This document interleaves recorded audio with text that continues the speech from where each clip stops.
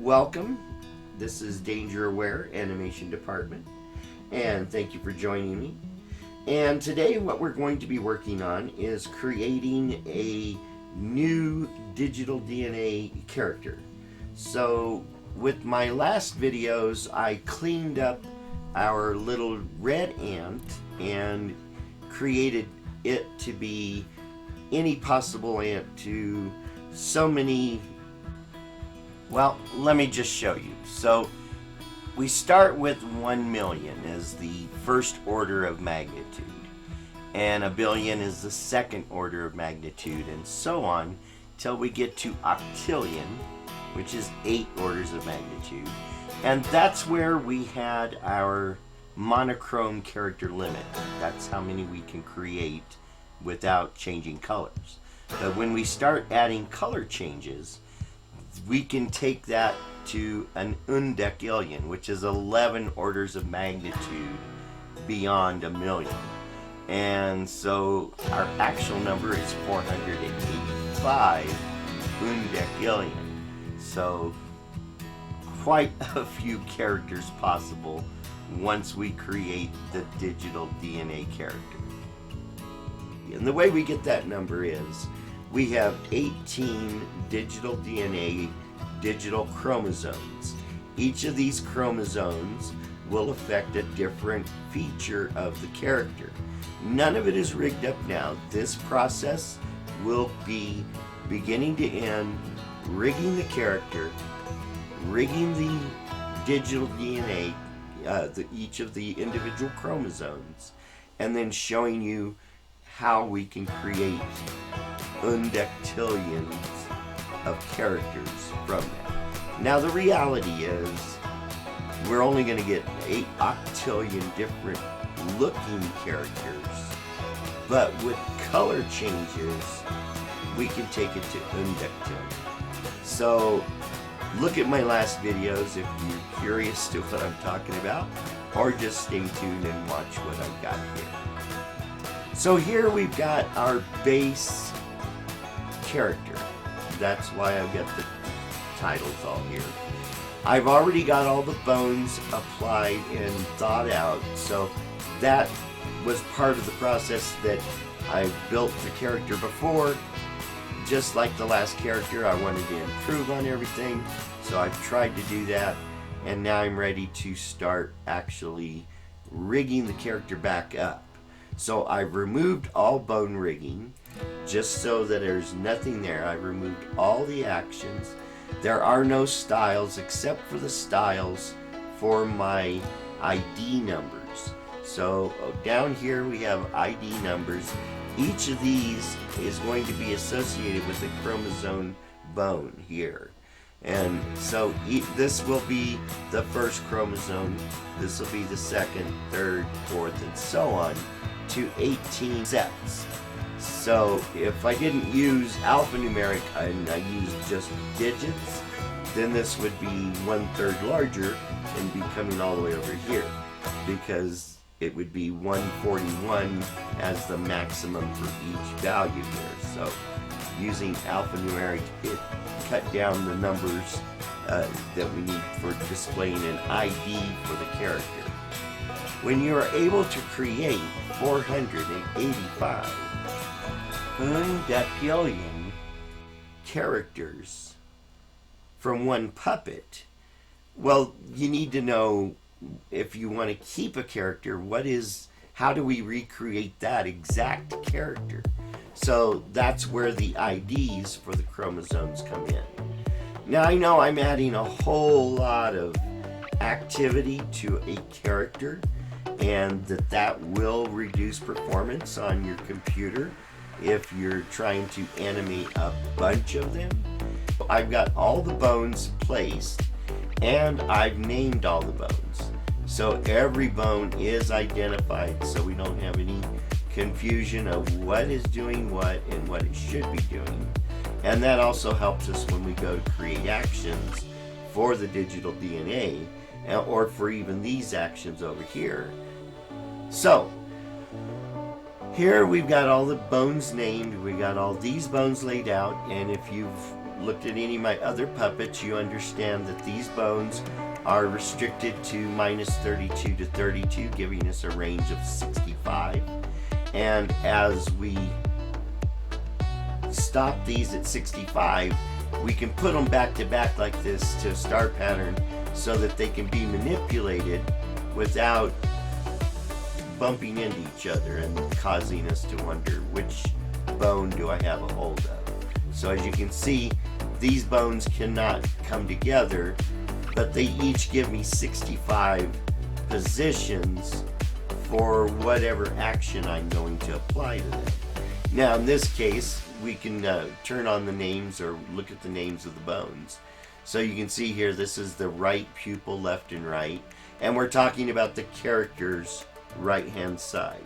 I know a lot of animators like to leave their characters not handed so they can reverse them or whatever, but I try to design my puppets to be reversible automatically, so it's not needed to have them flip left or right to get an effect. Now these bones here are for the wings, and the way I've done that, I don't know if they're still attached or not. Yeah, they are. So these are the only bones that are full functioning at the moment, and these are for the wings. And as you can see, they're moving apart at a different rate. And the way I did that was you go into the bone constraint paints, and we can apply angle constraints, but we don't want to do that on the wings. We want them to be as functional as we want. But we can control the angle of the wings and how that is controlled by another bone. So this bone over here is for the left wing control, or right.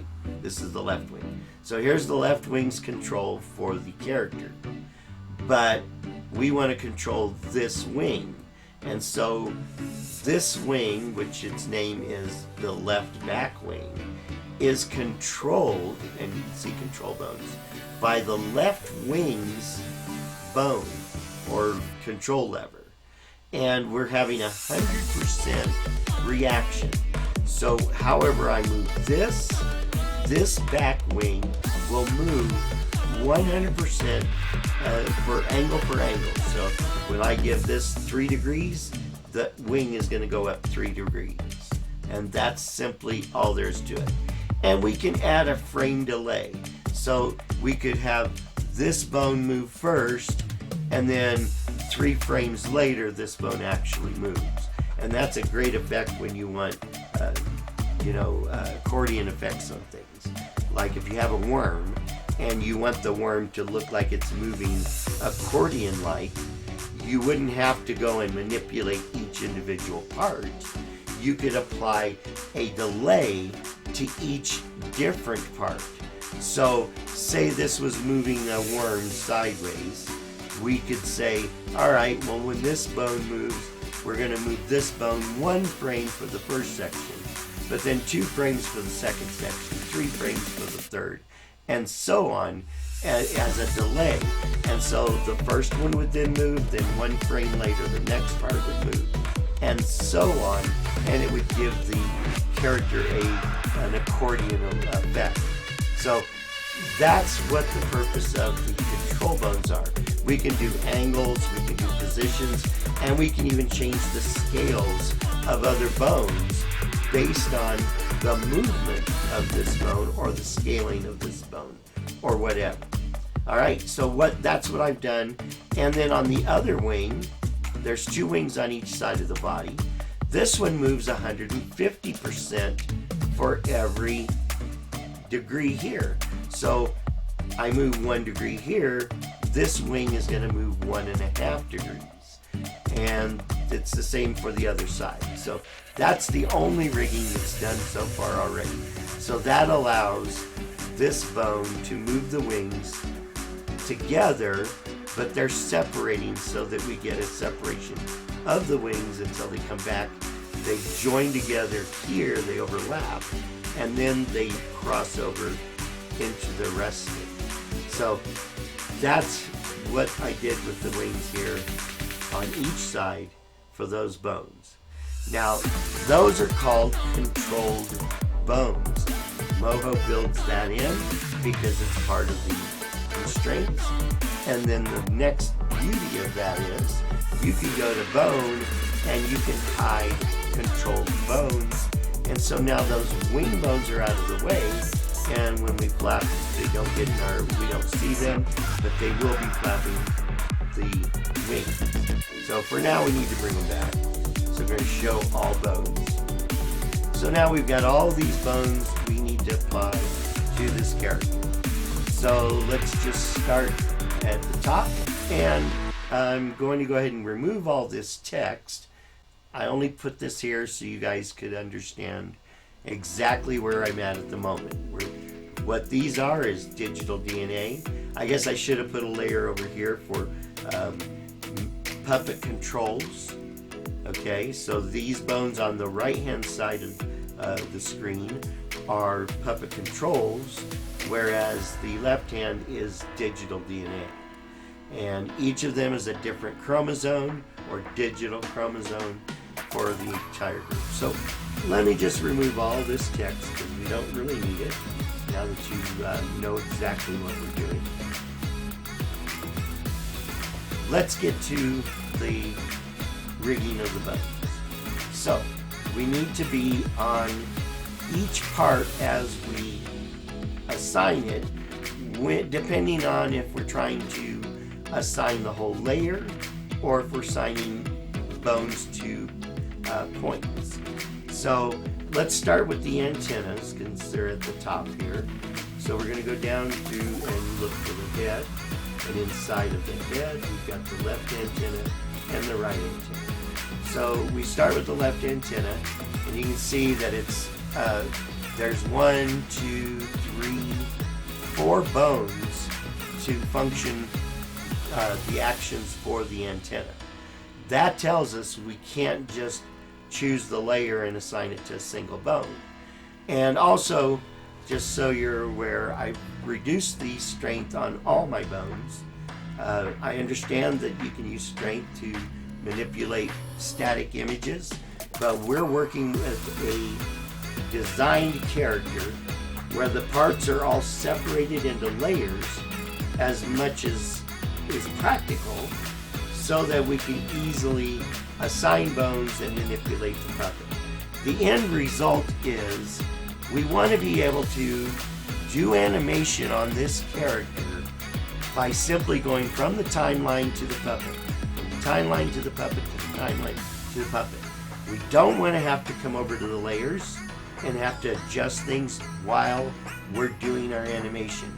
We don't want to have to come over and change the position of the eyes by coming over and grabbing the eyes here and then picking up their layer and then moving their layer. The only time you should actually use a layer during animation is during what I call blocking. So if we have a background scene, we need to block the scene. We need to say, okay, the character starts here. You start with their layer at that position. Then you go at 12 seconds or 120 frames in, we need the character here. So then you move the frame to that position. That's the only frame movement you should be doing for animating. Once you've done that, you've got the blocking of where the character is coming from and where the character is going. Then you come in and you manipulate all of the character to fill in the right action for that blocking. And if you need like this character to say jump and flap the wings and fly away, you use the move character tool within that blocking. So you can actually just in animation frame, we're in animation layer 1, you pick up the manipulation tool. We're going back and forth changing our character because we've already done our frame blocking, and now we go, oh, well, I need the character to jump in the air. Well, we don't make the frame jump, we make the character jump by moving this. And as you can see, the entire character is going to move with this bone. That's the point. It's called the move character bone, so that we can manipulate within the frame. And when you're using onion skins, if you haven't moved the frame, that's where onion skins come through and work their best. Okay, so let's undo what I've done. I don't want to move those bones. I want to get them back to where they were to begin with. There we go. So, in the construction layer, now we can assign either a bone to a whole layer, bind the whole layer to the bone, or we can assign bones to points. So we're going to do the bones to points. And as you can see, Moho already gives a basic color to your bones when you get started. So let's go up here to the antenna, and we can see all the points for each of these bones. And we're going to hit B on our keyboard to grab this bone right here. And then we're going to hit I, and that allows us to grab points. And so I'm going to grab these 4 bottom points for the antenna, and I'm going to bind them to that bone. Then I'm going to grab the next B on the keyboard and grab the next bone, then hit I. And now I'm just going to grab the 2 points that are at the tip of that bone and bind them. So you can see I've already planned what the bones and the points are going to be doing. I just didn't bind them to the parts yet. So now this is where I get a little tricky, because I've got 2 separate objects here drawn in the same layer. Generally I like to separate parts out, but this is very simple, so I didn't, because it's only the one part. But anyway, now we need B for bone. Grab this top bone here, which was yellow. Hit I for, to choose the points. And I want to choose all these points, but I don't want to choose any of the points for this. But that means I've got to zoom in and make sure exactly which ones I'm grabbing.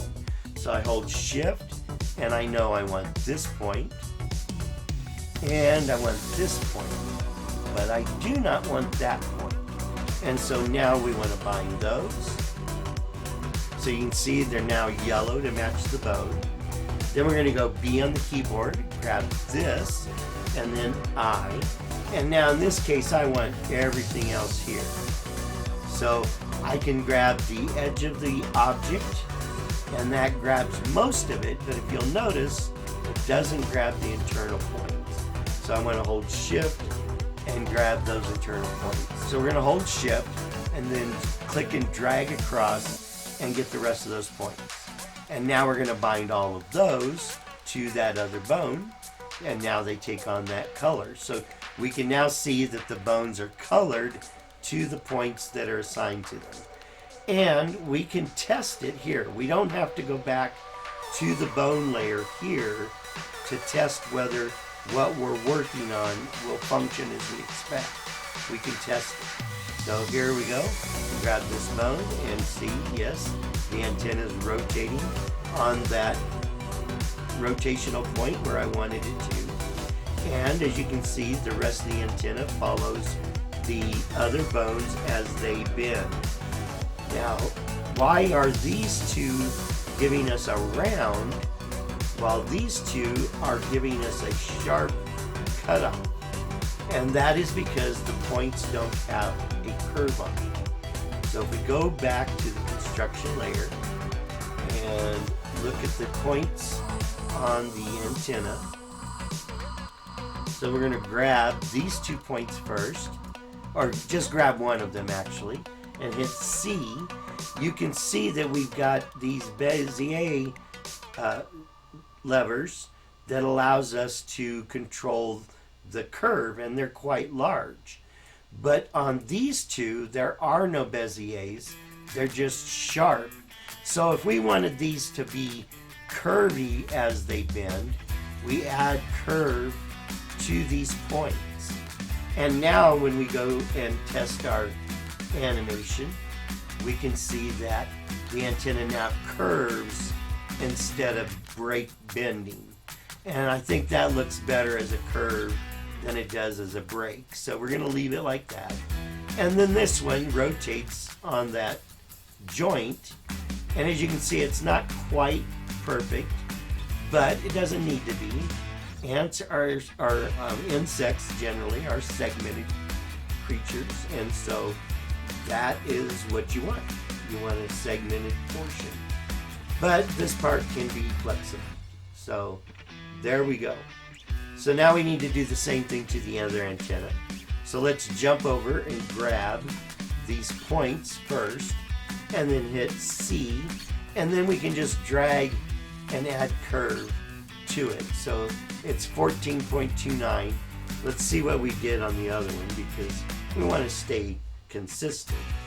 So we're just going to grab the point here, and we can see it's 330.52.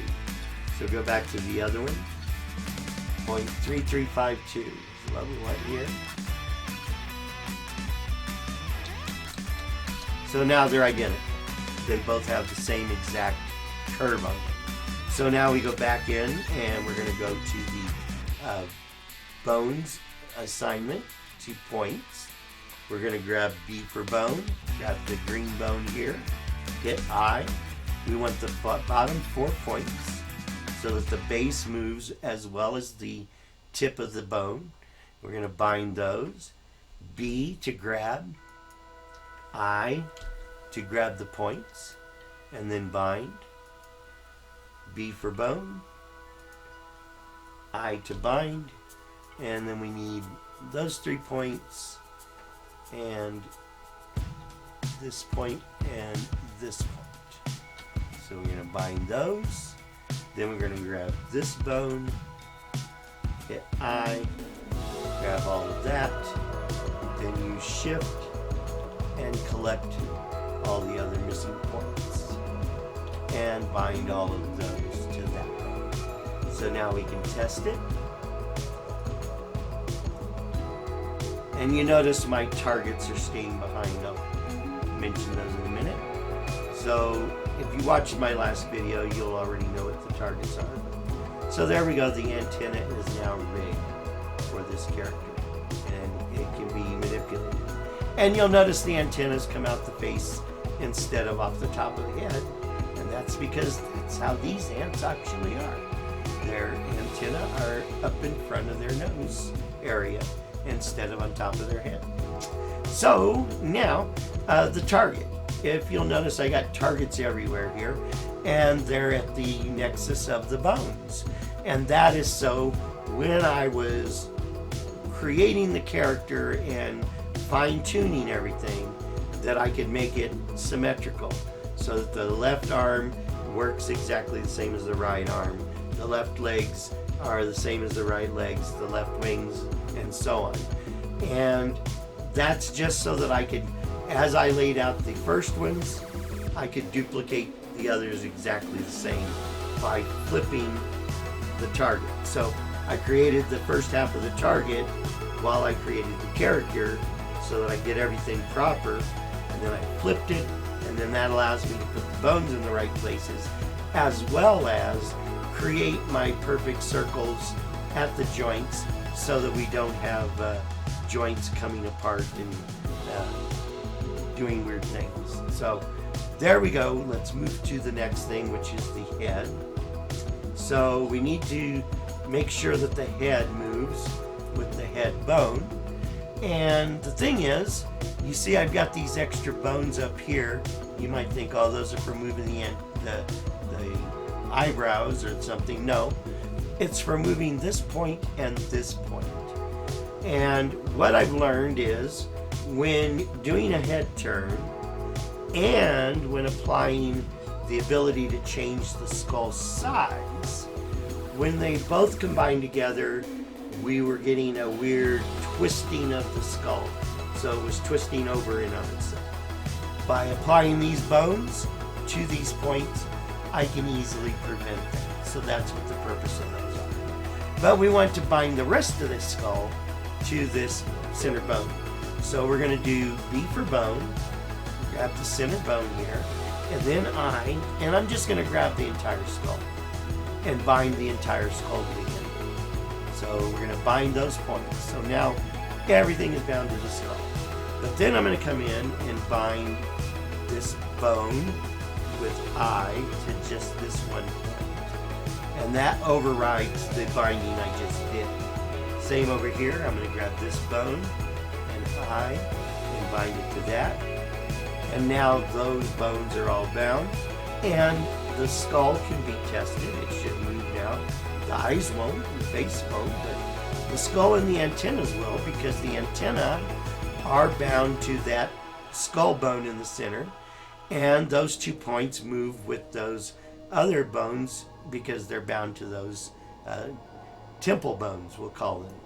So I don't know, that's what I called it. I think I called it skull's bone or something, but I like temple better.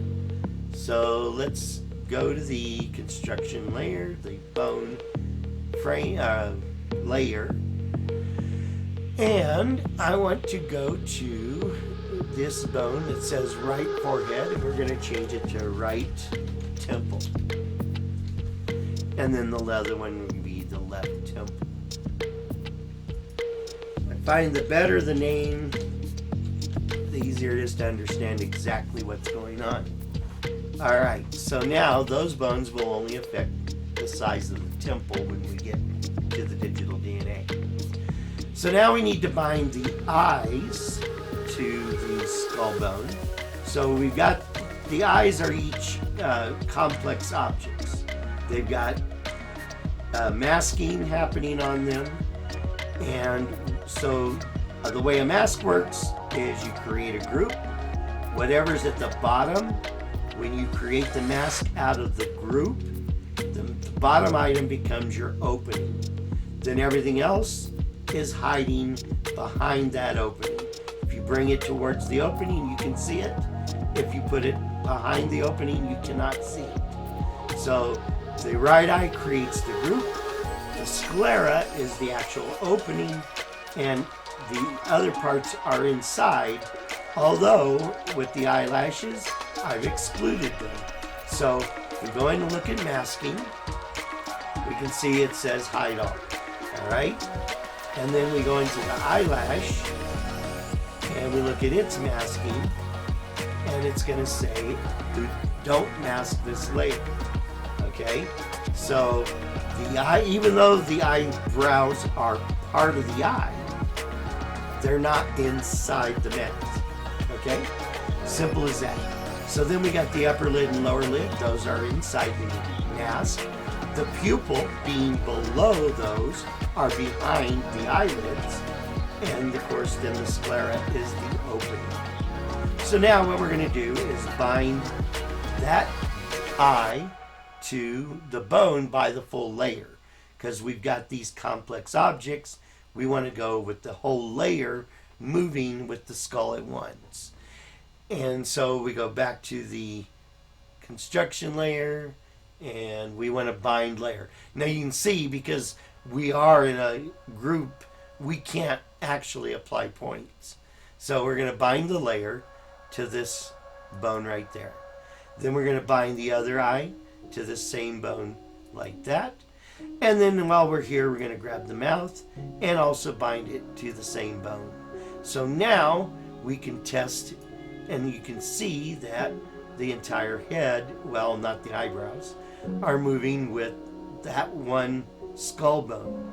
So now we need to do the eyebrows.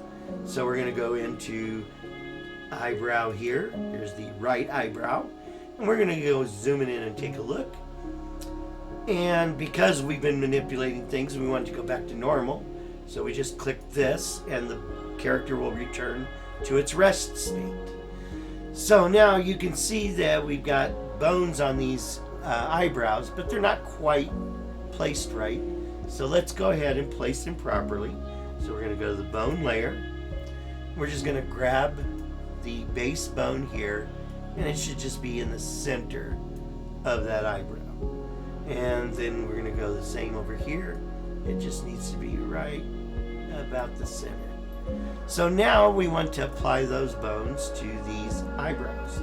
So here's the left eyebrow, and you can see we've got 2 bones, so we obviously want to use point binding. So we're going to grab this, hit B for bone, grab the purple one here, hit I, And we're going to bind all of these points just like that. All but the first two here.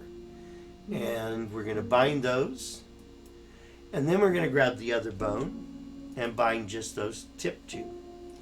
Now you might be wondering, well, why did you do that? Why only two for that one bone? Well, this is going to be another feature of the character that when we're changing digital DNA, one of the things that's going to change is how big these eyebrows are. So what we can do in the bone layer, so now we can test that out, and you can see we can manipulate the eyebrows, making very expressive facial features for the character's expressions. Now, why just those 2 points for that? And why so short on that? Because I want to be able to change the size of the eyebrows as part of the digital DNA. And to do that, I will be doing it of course, in the animation layer. Then we grab the bone layer, and we grab the bone transforming tool. So with the digital DNA, we can stretch this bone and make a long eyebrow. And as you can see, it will still work just like it's supposed to. It still works based off the base moving it and where it moves. So we can have many different eyebrows for our characters. So that's the purpose of doing the eyebrows the way I did. So now we do the other eyebrow. We're going to grab the right eyebrow. You can't assign points unless you're in the construction layer. So now I can grab those points and bind them. Grab the next bone, the green one, eye. Grab these points and bind them.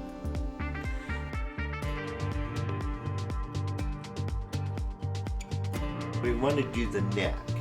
So on the neck, that is part of the chest.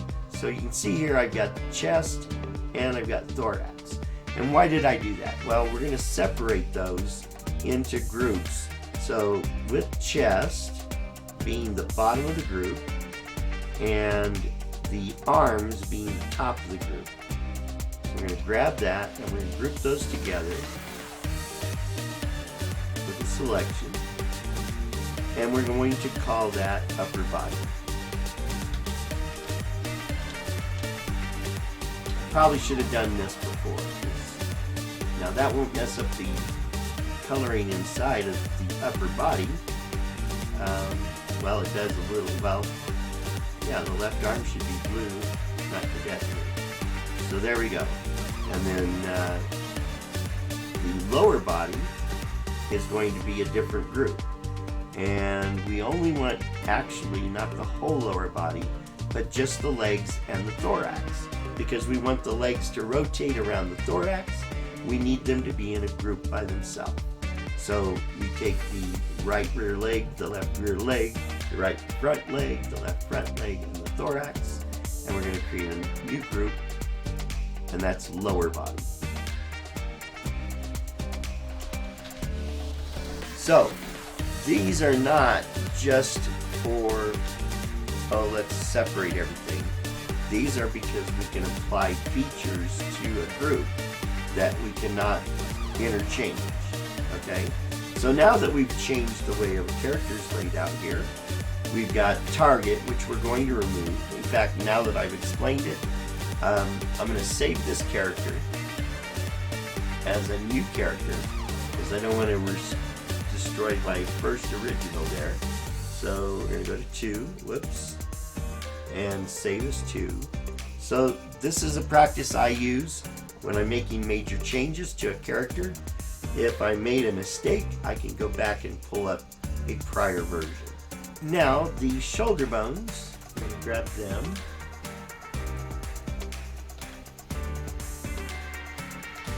And we're going to add constraints to those. And it was -8. So now those can only move so far.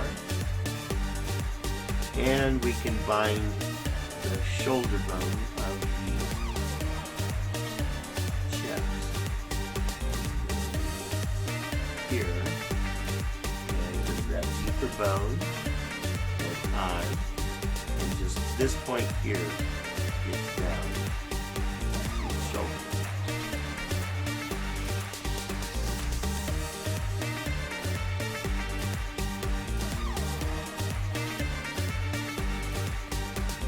Test it.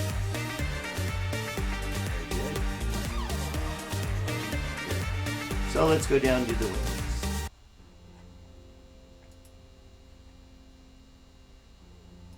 So right front wing, layer bound to this bone. Left front wing to this bone. Right back wing to this bone. Left back wing to this bone. So we can test that. It's working great. That's working great. So now we can turn off the wings so we don't see them at all. And we can hide those bones. Let's go to the construction layer and the construction frame. And return bones to normal, and then hide controlled bones. So now those wing bones are out of our way. And these bones are all shy bones, so if we turned off shy bones,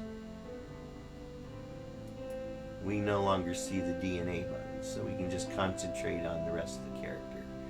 And we can turn off the ID. We don't need to see that right now. So let's concentrate on these hands. So first we got to do the bicep. We bind that by layer. Then we do the forearm. We bind that by layer. The palm, we bind that by layer. The object goes to the palm. The pinky, we're going to do by points. So we scroll in, we grab the pinky bone, which is the green one, hit I, and bind those points.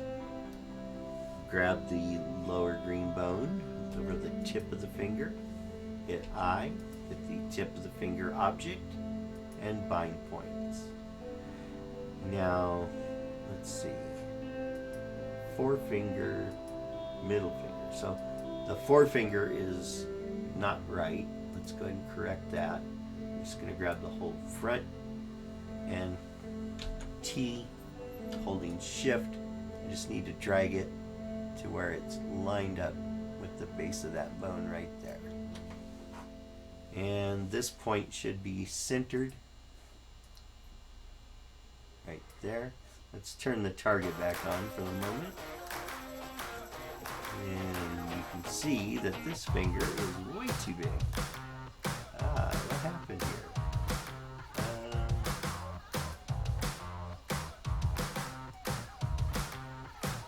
Alright, so what I'm going to do is grab the entire finger, hit T, hold Alt, and shrink it all down so we're touching the secondary circle, the circle that's in the center. That's the proper finger alignment. So there, get this lined up with the base of the bone. So now these points should be in the center of this circle, right there, and right there, and the same down here. Right in the center of the circle,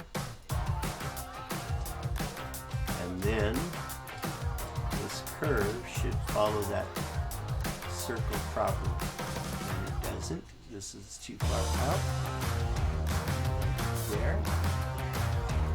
And hit C for curve. So we can adjust.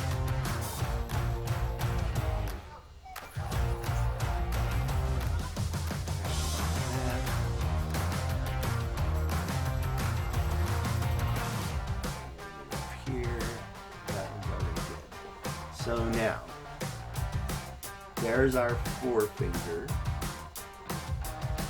And our middle finger should be longer, and then our pinky is shorter. Pinky.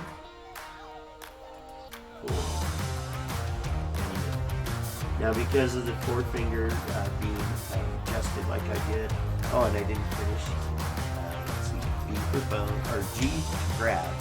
And see, these points, they need to be at the base of the circle. So you've got to bring these over to the base of the circle, and it should be right in the center of the circle there, and right in the center of the circle here. It should also be here. Pick this up.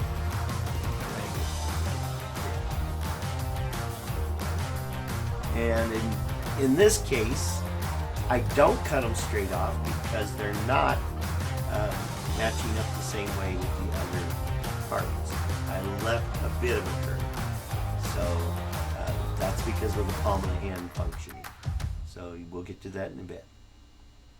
So there, I've got them all set. So now I want to grab this forefinger and copy it. And go to the other forefinger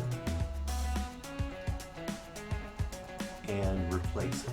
So we're just going to go in, and you can see it's way too big. Delete and paste, and it pastes in the right place as well, because again, this is a reversed object of the other hand already. So there we go. Now I'm going to save. I'm going to save as version 3.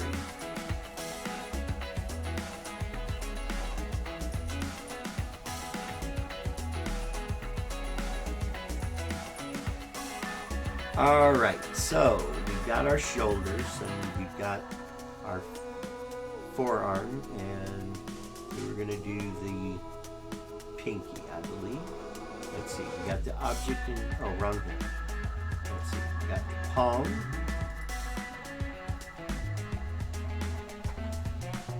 And let's make sure that's working. So yeah, the palm's working. Very good.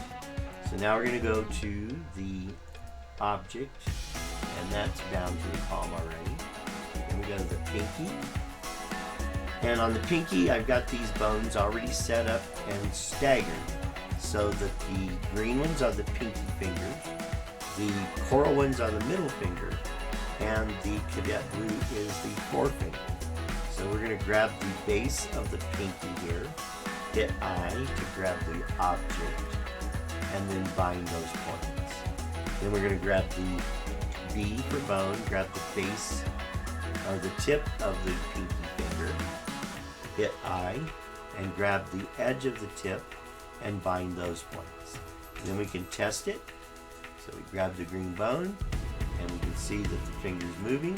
We come out here, we can rotate, and we can see that it's a little bit off on the one side of the rotation, just slightly off. And so let's go in and look at the curve of that object, and we can see it should be following this circle, and you can see why it pulls away is right there. So we want to hit T, and we're going to grab this tip point here, just that point, hit C. Now we can see the Béziers. So this is the Bézier here for this curve. So we're just going to bring that right in where it belongs, and then the same on this side. See, the Bézier is barely showing right there. Okay, so we can drag this until we're actually following that curve properly. So there we go. Now the finger should work properly. Grab the green, rotate up, and there we're right on it. So the stroke remains a continuous stroke when we're bending the finger. Alright, so now we're going to go to the middle finger, which is the long one, and we're going to grab the coral bone, so B for bone, grab the coral base, hit I, make sure we're on the middle finger, and then hit I, and bind those points. grab the B for bone. You're gonna have to zoom in to grab the tip coral one. Zoom back out, hit I, and bind those points. Then we test it. And you can see, again, we're off on the curve. So we just need to go in and match the curve of the circle here. You can see it's way off. So hit T, grab this point. We're going to bring it to right to the center of the bone and the center of the line. So let's see. I think it should be right there. Yeah, that's the center because we can't see it in the white. So now we hit C for curve, and we adjust this Bezier until we've got the line going right through the center of that circle. And then the same down here. This one looks closer already. So there. So now we can test that finger. And perfect. The stroke remains a stroke all the way through the curve. And we get our little bending in for a crease on the finger. So now the forefinger, zoom in, grab the base bone, which is the cadet blue, hit I, grab the edge of the object, bind the entire object. Go in, get close, grab the bone, hit I, grab the object, bind the points. And we may as well check this circle while we're here. And that one actually looks proper. So let's go ahead and test it. So there it is. And looks like the stroke is right on. So there we go. All three fingers rotating at their joint and maintaining a nice clean edge stroke. The little finger's a little bit off there on that direction. But just slightly, and nobody's ever going to see it from this far away, so it's no big deal. So now let's do the thumb. Again, we zoom in, B for base, grab the base bone, hit I, grab the base object, bind the points. Hit E for bone, grab the tip bone, hit I, grab the tip object, bind points. And test it.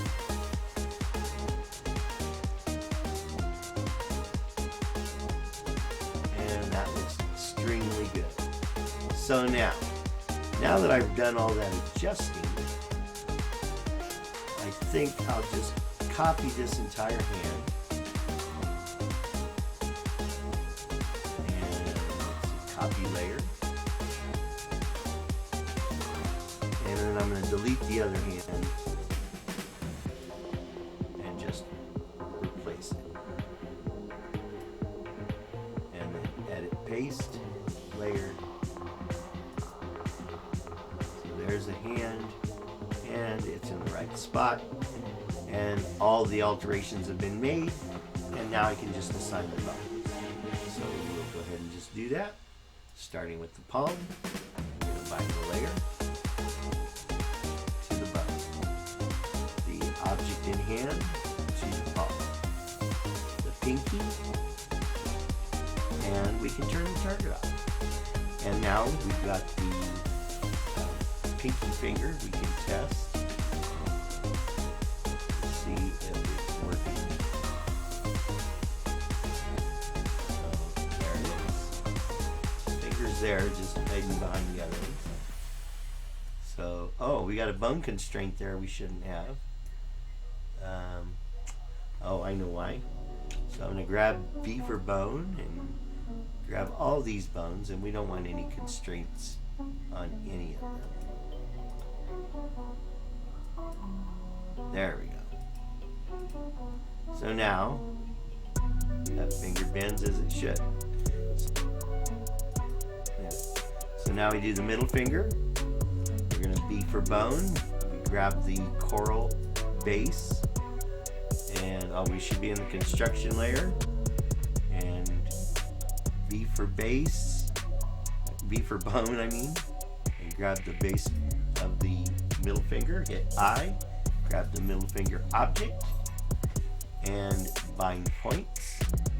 And I can see already it's wrong, but we'll fix that in a second. Then we grab the coral tip, B for bone, then I to bind points, and we bind those points. And G to grab.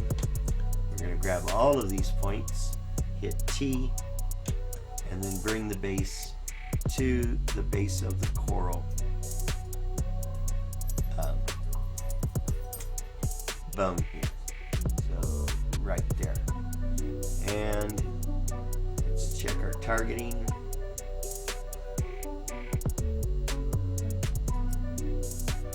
So we are definitely off, as you can see.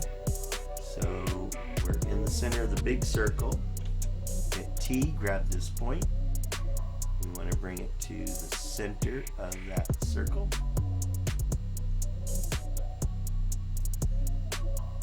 And C for curve. And we can adjust the curve till it's as close to perfect as we can get. And there we go. So now we grab the B for bone. And oh, it's already done, yeah. So now we can test it. So we move the coral bone, and we've got a good joint. So now we're going to do the forefinger. So we zoom in. Forefinger. And so we zoom in, grab B for bone, grab the cadet blue, hit I, bind the object, and bind. B for bone, grab the bone, I for item, and bind the points. And we're close on the line, but I want to get it exact.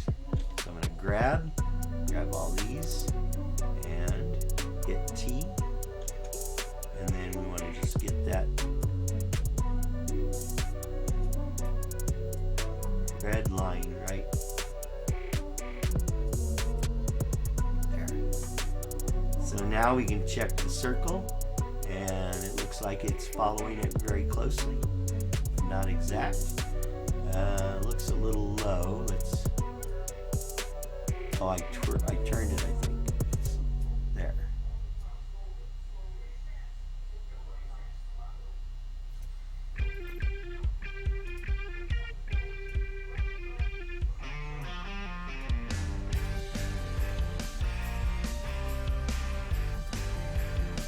Okay, so there. And C for curve. Get it out that way, and we look good. All right, so now we can test it. This one. And there we go. We've got our good rounded joint on the curve. I basically just watched to see if this is following the line, and that's what tells me if it's correct or not. So there, we've got those fingers all done. Let's do the thumb. So we've got B for bone, I, bind. B for bone, I, and bind. So that's the thumb.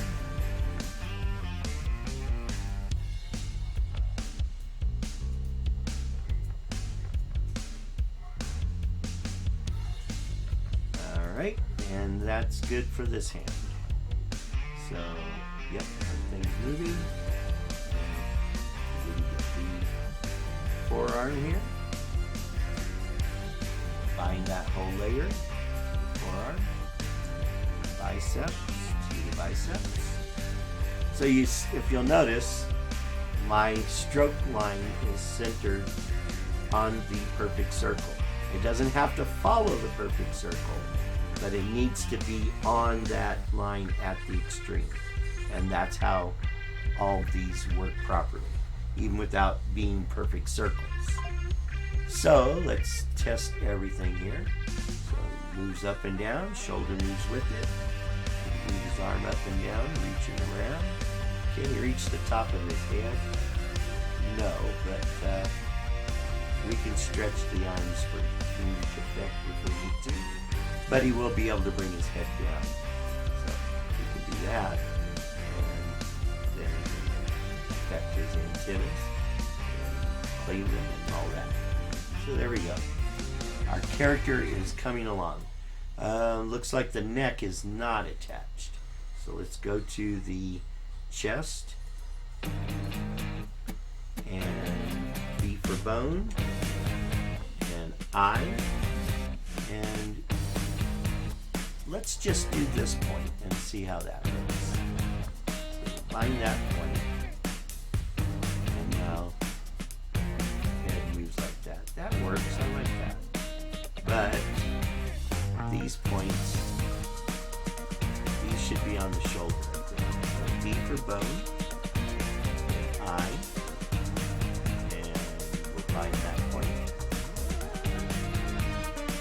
Then B for bone, eye, that point, and find that.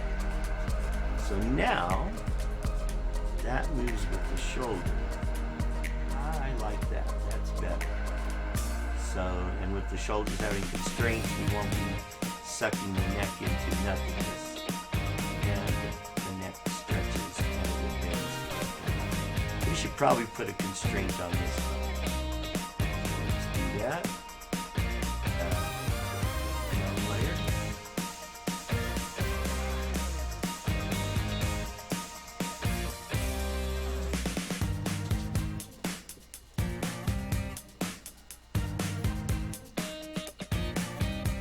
This should be here. And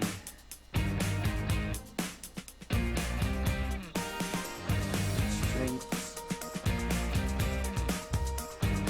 Let's go 45. That gives it a 91-degree range.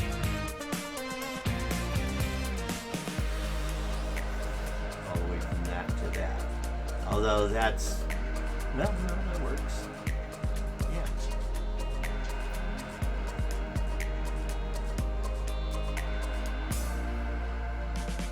Yeah, I'll leave it like that for now. We can always change things later, but I think that's making the puppet work quite well like it should. Alright, so now we've got the chest down, but we don't have the base of the chest down. It's just staying way up. So go back to the chest.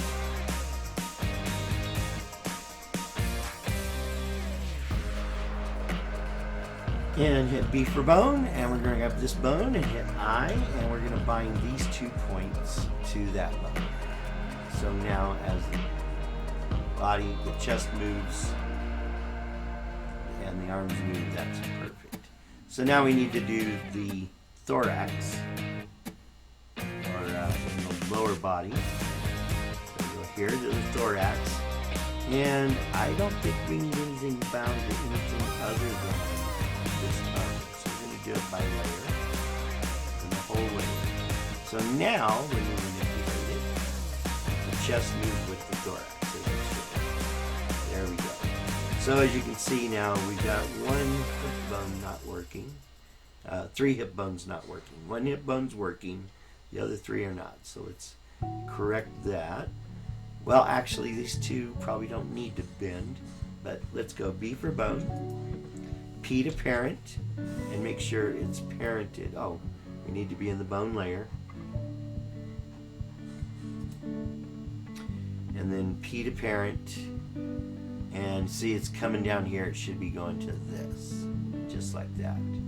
Then these 2, let's see what happens if we parent them also to this.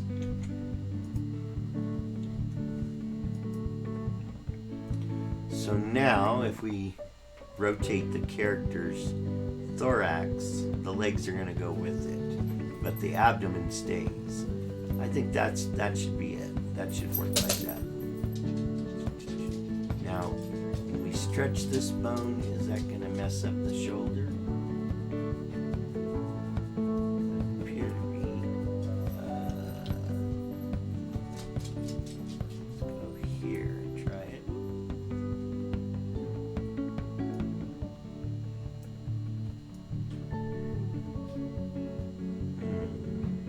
actually, that probably will work. Well, that won't work. That's not going to work. Because when I do the digital DNA, the shoulder allows me to rotate the arm around the body. And see, when I move that shoulder, it's moving the body. So we can't bind the shoulder points to the shoulder bones. We're going to have to bind them to the neck. So let's go back to the chest. And B for bone. Oh, construction. There we go. Now I can do B for bone. Grab this bone. And then I. And grab all of these points. And bind them. So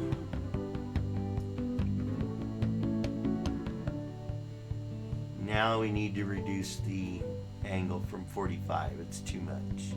Let's go 25. So we're going to go to bone constraints.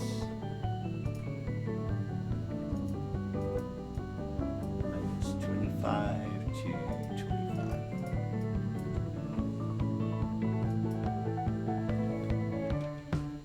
So that's what doing all this is just testing and seeing what works. So I think that'll work. That's fine.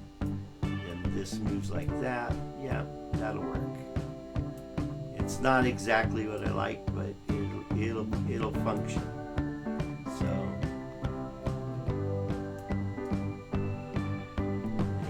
I can stay inside there if I need to, or come out just a bit. Well, it still works.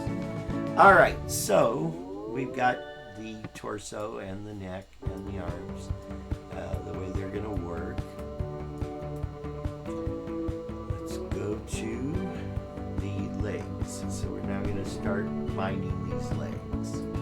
So we've got the thigh, and it needs to be bound by a whole layer to this bone. So this should be fairly easy. The foot's a little different, but we can do the shin. And then on the foot, it's points. So we go B for bone, then I, and these three get bound. Then B for bone, and I, and the rest of the foot. So now we can bend our foot up and down, grab onto things with the tips of the toes there, and we can rotate the foot either direction. So it's functional, however it's pointing. So it's easy to make the character look like the legs are going this direction or they're going this direction.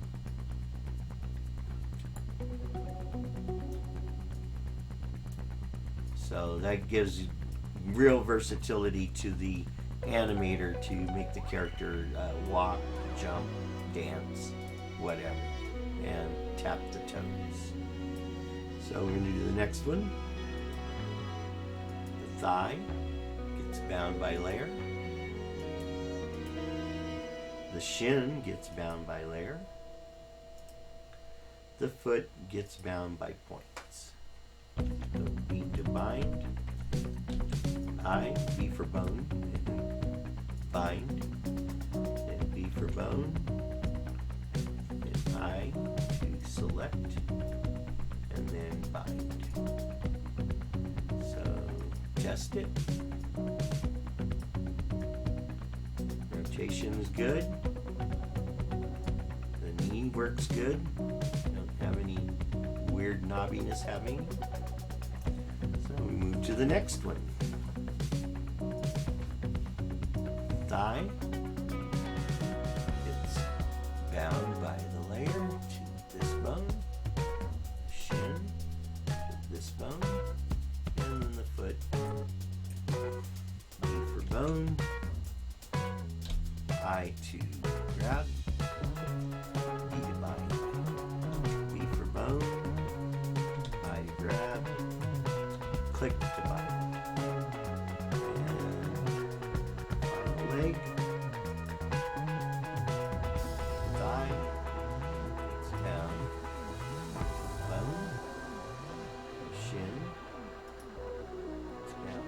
bone, and the foot. B for bone, I, bite. B for bone, I, and bite. So now we can test that foot. Well,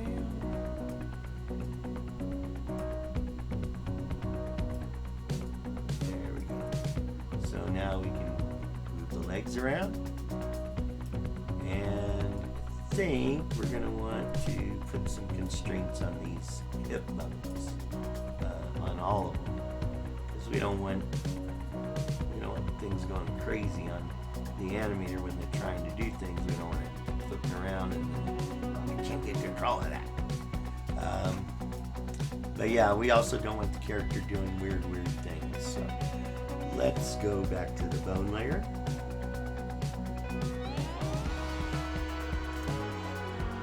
And grab B for bone, and holding shift, select all 4 of these bones, and then constraints, and we'll go -4.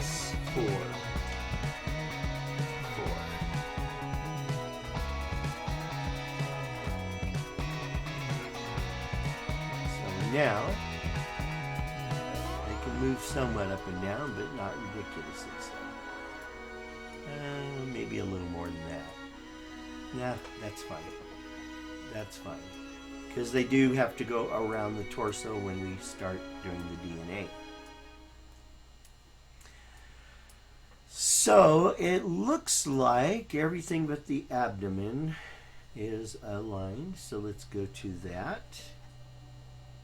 So we're going to open up the abdomen. And each segment has its own bone. So that makes it easy. We just grab the segment and do the bone that it should be working from.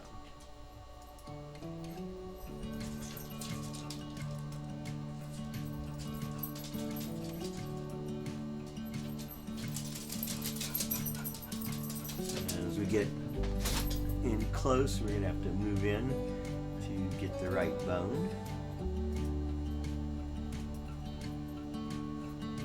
And finally, the 7th one is based on, well, if I can touch it, there we go, that bone.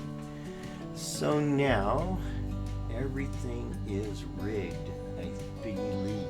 Let's double check the entire character. So let's go all the way to the bone layer.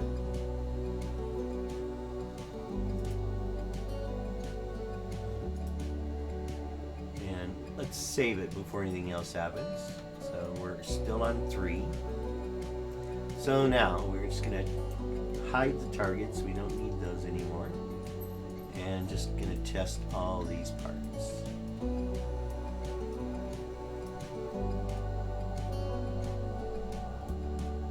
Now these bones are going to be adjusted by an action. So I'm not going to mess with moving them now. Although they may need to go up somewhat before I actually assign them. And yeah, let me do that now. I'm sure of it. So when we design a character, we want to design it at the halfway status point for when we're going to apply actions. So since I'm going to apply an action to bring the abdomen up and down, it's currently in the down position. We really want it in the middle position. So I'm going to put all of these segments much closer to each other than they are now, but not any closer than I need to. So let's see, T, grab that, and we want it to be centered on that bone.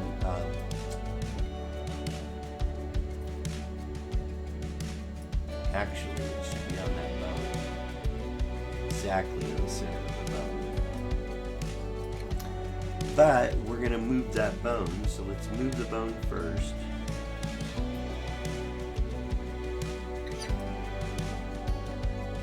B for bone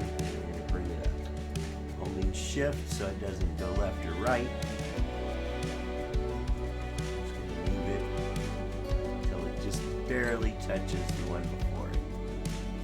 And we're going to do that with every bone.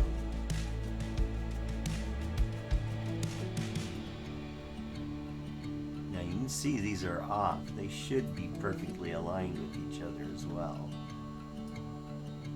So we'll straighten this all out here in a second. Once we get all the bones up here.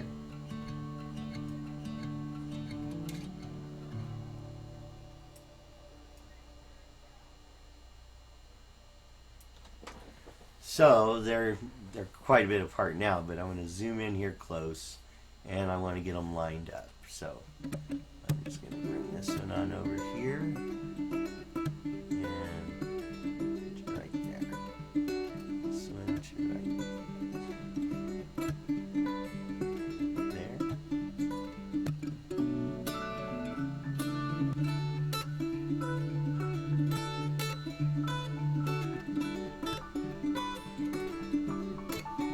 I've learned that the closer you get it to exact to begin with, the easier it is to make it all work together in the end. Leaving these staggered would cause an issue with the final product. So let's bring these on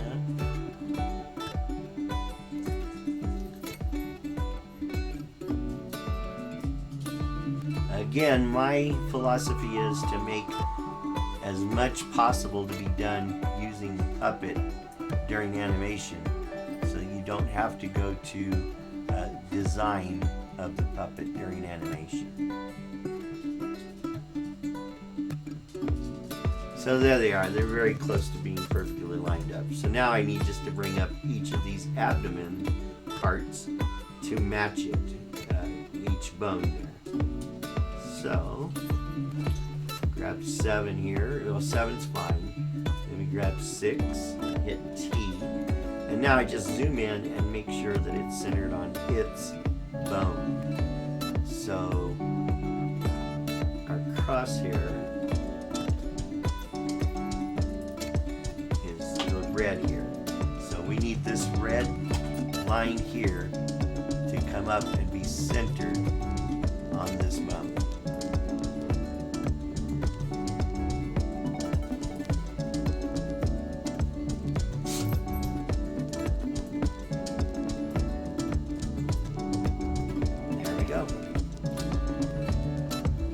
Next segment 5 is going to focus on the next bone down.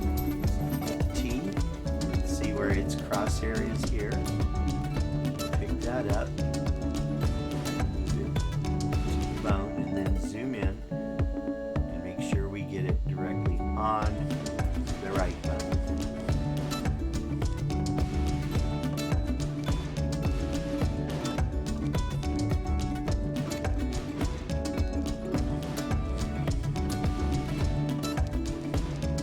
Alright, so now we've got our character straight in the midpoint.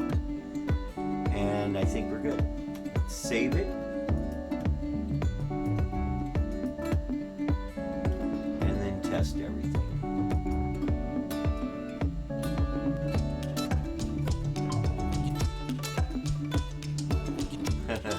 We're going to need constraints on those. We don't want those going out crazy. So let's do that. E for bone, shift to grab both, and constraints, and minus 30 to 30.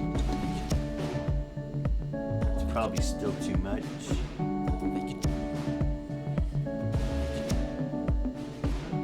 That'll work actually. More male, more female. So we can move that, besides going left and right around the body, we can use it as a physical alteration to the character. So yeah, I like that. More male, more female. Yeah, works good.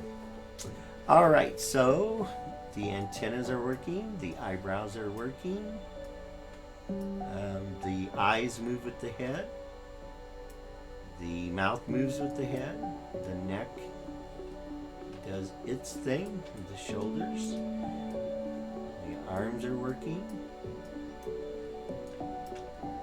down to each individual finger and thumb.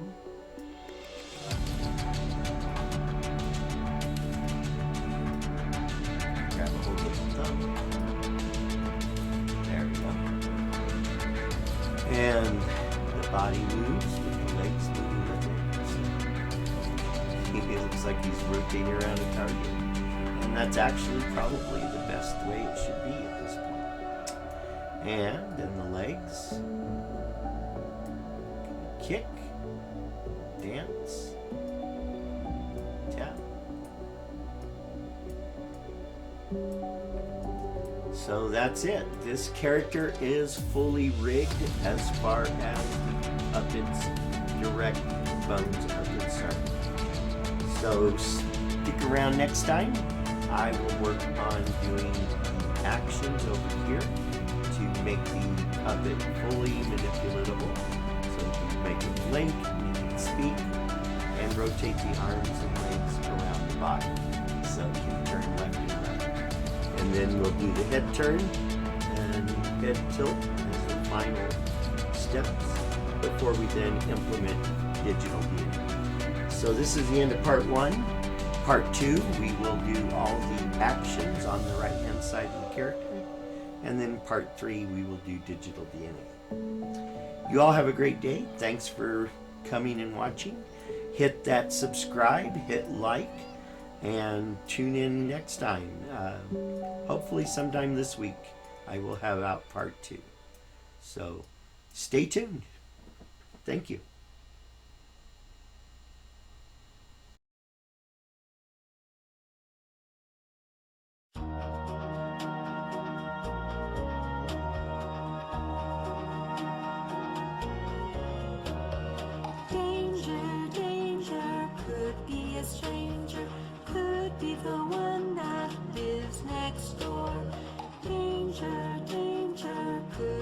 Stranger could be the one that you adore. Watch for the things that cause alarm. Watch for the one that would do you harm. Danger, danger, could be a stranger, could be the one that lives next door. Danger, danger, could be a stranger, could be the one that you adore. Please be alert and be aware of all the dangers anywhere. Danger, danger, could be a stranger, could be the one that lives next door. Danger, danger, could be a stranger, could be the one that you adore. Stand your ground and speak out loud. Let the world know harm's all around. Danger, danger, could be a stranger, could be the one that lives next door. Danger, danger, could be a stranger, could be the one that you adore. Danger, danger.